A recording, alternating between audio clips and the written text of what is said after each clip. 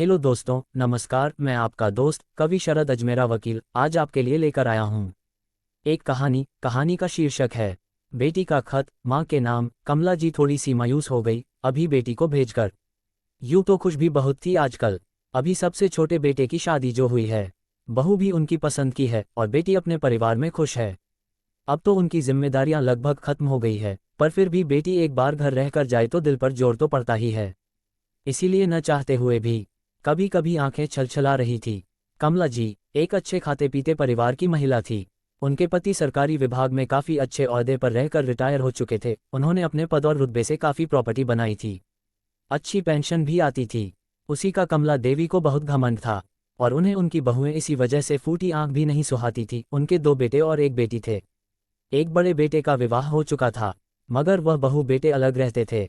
उनकी दूसरे नंबर की बिटिया थी, जिसका पत्र उनके हाथ में था। उसकी शादी हो चुकी थी और आज सबसे छोटे बेटे का विवाह करके वह निपटी थी। अचानक उन्हें एक याद आया, एक लिफाफा जो मंजू उन्हें जाते हुए थमा गई थी कि मम्मी इसे फुर्सत में बैठकर पढ़ना और विचार करना, ऐसे भाग दौड़ भरे माहौल में नहीं। लेकिन सब्र कहाँ था उन्हें। जल्दी से उसे खोला, देखा तो एक खत था। उसे खोला और पढ़ने बैठ गई। माँ, मेरे मन में कुछ बातें हैं जो मैं आपसे कहना चाहती हूँ। मैं जानती हूँ कि यह पढ़कर आपको बहुत बुरा लगेगा, पर वह कहना बहुत जरूरी है, क्योंकि मैं आपको हमेशा खुश देखना चाहती हूँ। माँ, मैं चाहती हूँ आप एक अच्छी माँ होने के साथ साथ अच्छी सास भी बने। इसी विषय में कुछ बातें हैं जो मैं आपसे कहना चाहती हूँ, जो मैंने खुद देखी और महसूस की है। माँ, आप मेरे जाने से बहुत दुखी होंगी, यह मैं जानती हूँ। पर हो सकता है दो बहुएं होते हुए भी अब आप मेरे बिना अपने आप को अकेला महसूस करें। मगर माँ, ये बीज भी आपका ही बोया हुआ है। माँ, आपने ना तो अपने सास ससुर की कोई सेवा की, ना उन्हें सम्मान दिया। यह मैंने देखा तो नहीं था, पर मेरी दादी जो आपके व्यवहार से दुखी होकर बताती थी कि आपने परिवार में कोई भी काम ढंग से या हंसी खुशी से नहीं होने दिया। सुख हो चाहे दुख का काम, आपने हर वक्त घर में क्लेश किया था। आपने आपके सास ससुर का बहुत ज्यादा दिल दुखाया था, यहाँ तक कि अपने देवर और नंदों से भी बहुत दुर्व्यवहार किया था। माँ, यह आपकी बहुत बड़ी गलती थी। वह आज ऊपर से भले ही आपसे अच्छे से बोलते हैं, पर उनके मन में अभी आपके प्रति नफरत कितनी है वह मैं देखी थी, और वह मैंने महसूस भी की है। वह रिश्तेदारी निभाने के लिए केवल आपसे बातचीत करते हैं, पर दिल से नहीं करते हैं। जो दिल से इज्जत होती है वह अलग ही होती है।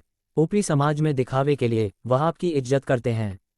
दादी ने और अपने रिश्तेदारों के मुंह से मैंने सब सुना है। मुझे सब पता है। आपके उग्र स्वभाव की वजह से भले ही आपके मुंह पर किसी ने कुछ नहीं कहा, पर पीठ पीछे सब आपको बहुत बुरा ही कहते हैं।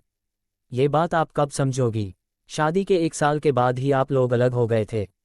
पिताजी तो जैसे बिल्कुल आपके भक्त बने बैठे हैं, उन्हें आपके सिवा कुछ दिखता नहीं है। और अब आप इस उम्र में भी नहीं संभल रही हैं। आपने अपनी बहुओं को कभी सम्मान नहीं दिया। आपने उनके हिस्से का प्यार भी मुझे ही दिया। आपके इसी व्यवहार की वजह से बड़े भैया और भाभी को आपने खो दिया और वह अलग रह रहे हैं। अब आप अपने पारिवारिक व्हाट्सएप ग्रुप में बहुएं सास ससुर की कैसे सेवा करती हैं, ये वीडियो डालकर उन्हें ये सिखाना चाहती हैं।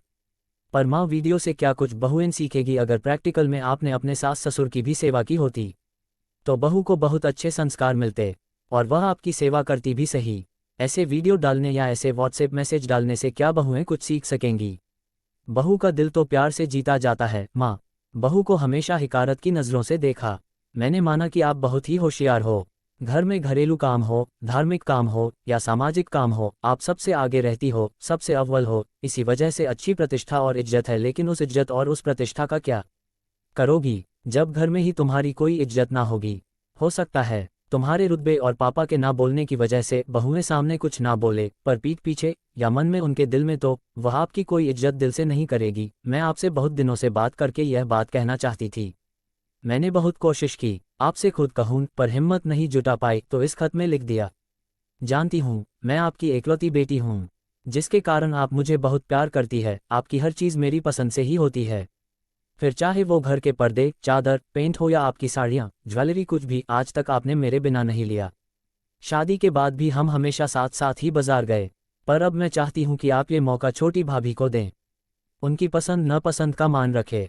आप चाहे तो मैं उनके साथ हर समय मौजूद रहूंगी, पर उनके साथ या उनके पीछे, उनसे पहले या उनके विरोध में कभी नहीं, जब तक उनकी कोई बहुत बड़ी गलती ना हो, क्योंकि अब इस घर पर उनका हक है। मैं जानती हूँ आपको ये सब जानकर तकलीफ होगी और शायद आश्चर्य भी, क्योंकि मैंने आपको बहुत कुछ है जो कभी नहीं बताया। पर माँ, मैं पिछले 5 सालों से ये सब देखती आ रही हूँ, मेरे ही ससुराल में मेरी बातों, मेरी भावनाओं या पसंद का कोई महत्व नहीं है। सिर्फ और सिर्फ मेरी दोनों नंदों को इसका हक है। मैं वहाँ तो कुछ नहीं कर पाती, पर मैंने ये पहले ही से सोच लिया था कि अपनी छोटी भाभी के साथ ये सब नहीं होने दूंगी। मैं कभी भी उनके जैसी नंद नहीं बनूंगी, नहीं खुद जैसी अपनी छोटी भाभी को बनने दूंगी। अब वो घर उनका है, उससे जुड़े फैसले लेने का हक भी उनका, चाहे वो छोटी बातें हो या बड़ी।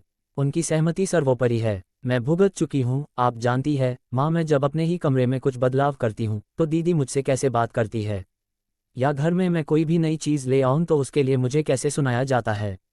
हमारे यहाँ ये सब नहीं चलता, आपके मायके में होगा। ये शब्द तो हर दिन लगभग मैं 3-4 बार सुनती हूँ। जब मैं उन्हें अपने साथ चलने को बोलती हूँ तब भी उनके अलग अलग नखरे होते हैं।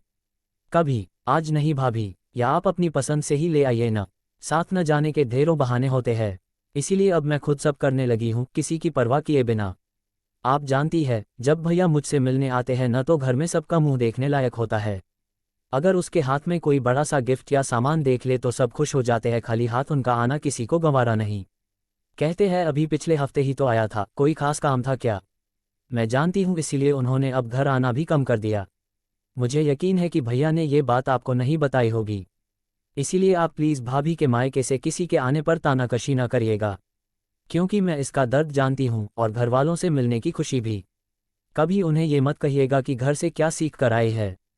जो भी नहीं आता प्यार से सिखाएगा, जैसे आपने मुझे सिखाया था। बस यही कहना था आपसे कि माँ, अब मैं पराई होना चाहती हूँ। आपकी मंजू। कमला जी की आंखें भर आई, गला रुंध गया, मुंह से एक शब्द नहीं निकल रहा था, और उन्होंने वह पत्र फाड़कर छोटे छोटे टुकड़े करके डस्टबिन में डाल दिया। उनकी छोटी सी मंजू आज इतनी बड़ी हो गई कि अपनी माँ को ही उसने इतनी सारी सीख दे डाली, और खुद सालों से क्या क्या सहन कर रही है, इसकी भनक भी कभी नहीं लगने दी। कमला जी ने मंजू से बात करने के लिए फ़ोन उठाया। उधर से हेलो की जवाब में सन्नाटा था तो इधर एक कपकपी था। कमल जी ने कैपते कैपते हाथों से फ़ोन को काट दिया और मनी मन में प्रण कर लिया कि अब वह कभी अपनी बड़ी बहू को व्हाट्सएप मैसेज नहीं करेगी या ग्रुप में भी नहीं डालेगी जिसमें कि बहुएं सास की सेवा कैसे करती हैं, क्योंकि उन्होंने खुद उसको प्रैक्टिकल रूप में कभी करके नहीं सिखाया था। उन्होंने सोच लिया था कि अब वह बहू का सम्मान भी करेगी। आखिरी समय में उन्हें तो बहू के साथ ही रहना था, चाहे वह उन्हें रोटी चौकड़ी खिलाई या फेंक कर दे। यह उनकी समझ में आज उनकी बेटी ने माँ बनकर शिक्षा दे दी थी। तो दोस्तों, आपको ये कहानी कैसी लगी कृपया कमेंट करके बताएं। वीडियो को लाइक, चैनल को सब्सक्राइब करें और अधिक से अधिक शेयर करने का कष्ट करें। धन्यवाद। __________ तारांकन। शुभ वंदन। तारांकन।